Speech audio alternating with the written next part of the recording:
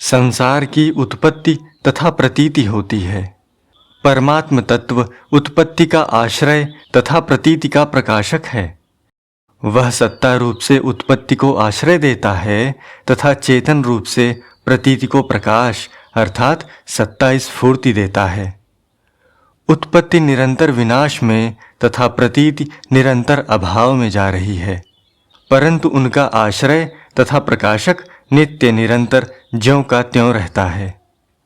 उत्पत्ति तथा प्रतीति में राग होने के कारण ही उनके आश्रय तथा प्रकाशक का अनुभव नहीं होता, क्योंकि राग होने से उत्पत्ति तथा प्रतीति से आगे दृष्टि जाती ही नहीं। उत्पन्न होने वाला अपने आश्रय को और प्रतीत होने वाला अपने प्रकाशक को नहीं जान सकता, क्योंकि जन्य वस्तु अपने जनक को मान सकती है पर जान नहीं सकती। अतः उत्पत्ति के आश्रय तथा प्रतीति के प्रकाशक को उत्पत्ति तथा प्रतीति से संबंध विच्छेद करके स्वयं से ही जाना जा सकता है, क्योंकि स्वयं की उत्पत्ति तथा प्रतीति नहीं होती। इसलिए गीता में आया है, आत्मन्येवात्मना तुष्टः, अपने आप से अपने आप में ही संतुष्ट रहता है। उद्धरेदात्मनात्मानम्, अपने द्वारा अपना उद्धार करे। यत्र चैवात्मनात्मानं पश्यन्नात्मनि तुष्यति, जब स्वयं अपने आप में अपने आप को देखता हुआ अपने आप में संतुष्ट हो जाता है। तात्पर्य है कि वह तत्व स्वसंवेद्य है पर संवेद्य नहीं।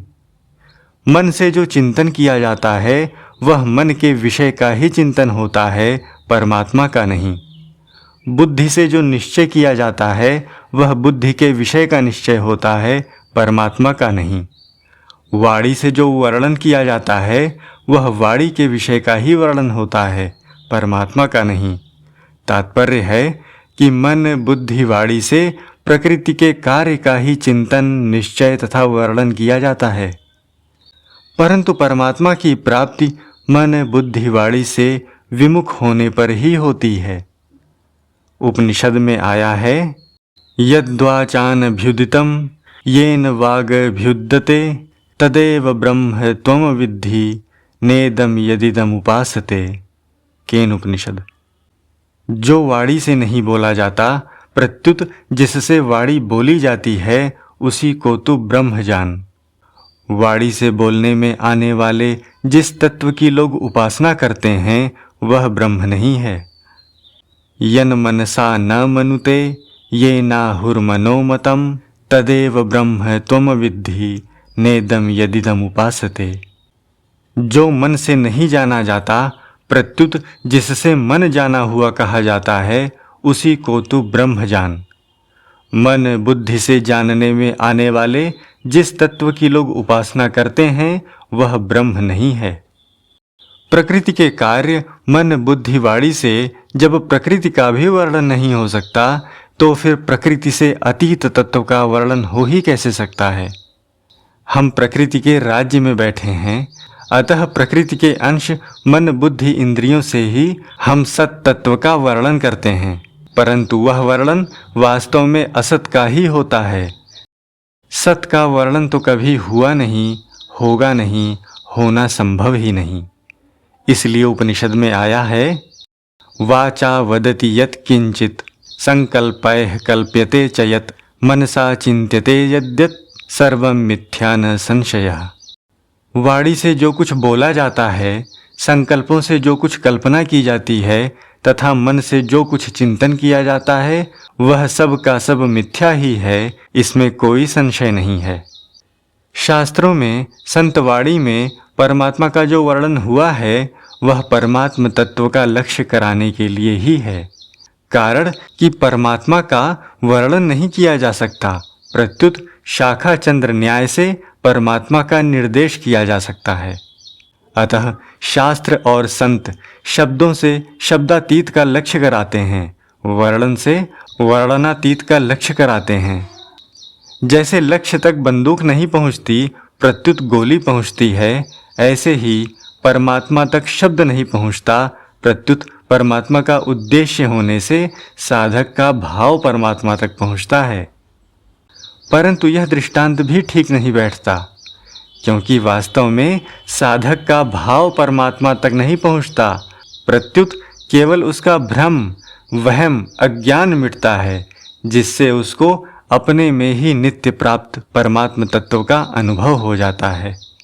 तात्पर्य है कि शब्द परमात्म तत्व की प्राप्ति नहीं कराता, प्रत्युत उसकी अप्राप्ति का वहम मिटाता है।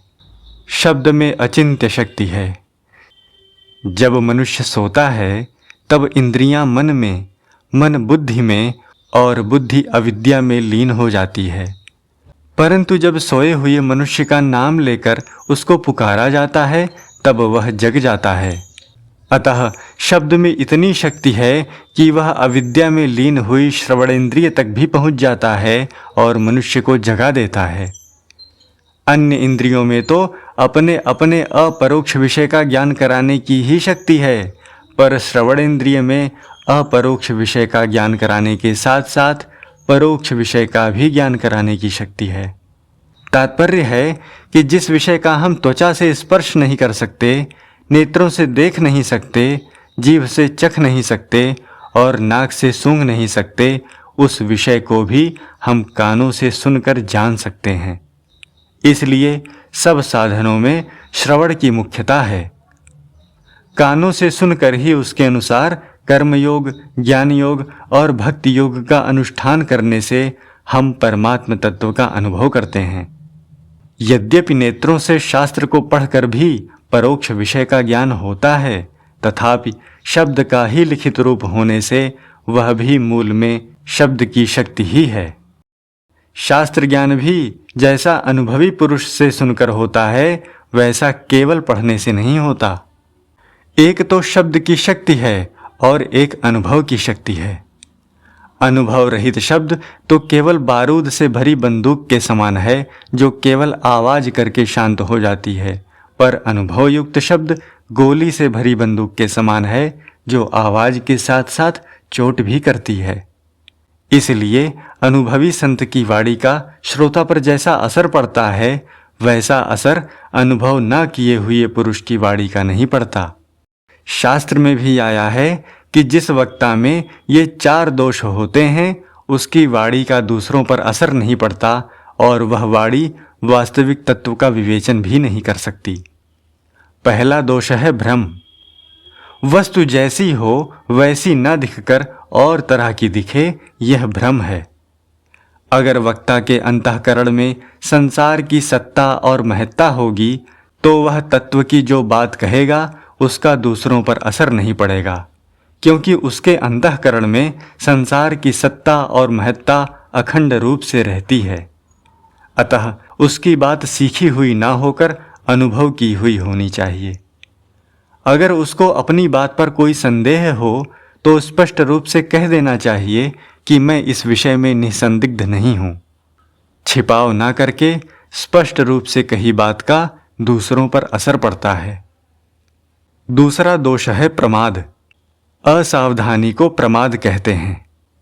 अगर वक्ता जो विषय जानता है उसका तत्परता से विवेचन नहीं करता, मन लगाकर ठीक तरह से नहीं कहता, दूसरों को समझाने में उपेक्षा करता है, तो उसकी बात का दूसरों पर असर नहीं पड़ता। तीसरा दोष है लिप्सा। रुपए, पैसे, मान, बड़ाई, आदर, सत्कार, सुख, आराम आदि कुछ भी पाने की इच्छा को लिप्सा कहते हैं। अगर वक्ता में लिप्सा होगी तो वह स्पष्ट बात नहीं कह सकेगा, प्रत्युत वही बात कहेगा जिससे स्वार्थ सिद्ध हो। अगर उसको स्वार्थ में बाधा लगती दिखेगी तो वह सच्ची बात को भी छिपा लेगा। चौथा दोष है करड़ा पाटव। करणों में पटुता, कुशलता न होने को करड़ा पाटव कहते हैं। वक्ता जिन मन, बुद्धि, इंद्रियां आदि करणों से अपने भाव प्रकट करता है, उनमें कुशलता नहीं है, वह श्रोता की भाषा को नहीं जानता, श्रोता के भाव, योग्यता आदि को नहीं समझता, श्रोता को उसकी योग्यता के अनुसार समझाने के लिए वह दृष्टांत, युक्ति आदि नहीं जानता, तो उसकी बात दूसरों की समझ में नहीं आती और उसका असर भी नहीं पड़ता। वाणी के इन चारों दोषों से रहित वक्ता बहुत दुर्लभ होता है। शास्त्र में आया है, शतेषु जायते शूरः सहस्रेषु च पंडितः वक्ता शतसहस्रेषु दाता जायेत वा न वा। सैकड़ों मनुष्यों में कोई एक शूर पैदा होता है, हजारों में कोई एक पंडित पैदा होता है, लाखों में कोई एक वक्ता पैदा होता है, दाता तो पैदा हो भी अथवा ना भी हो।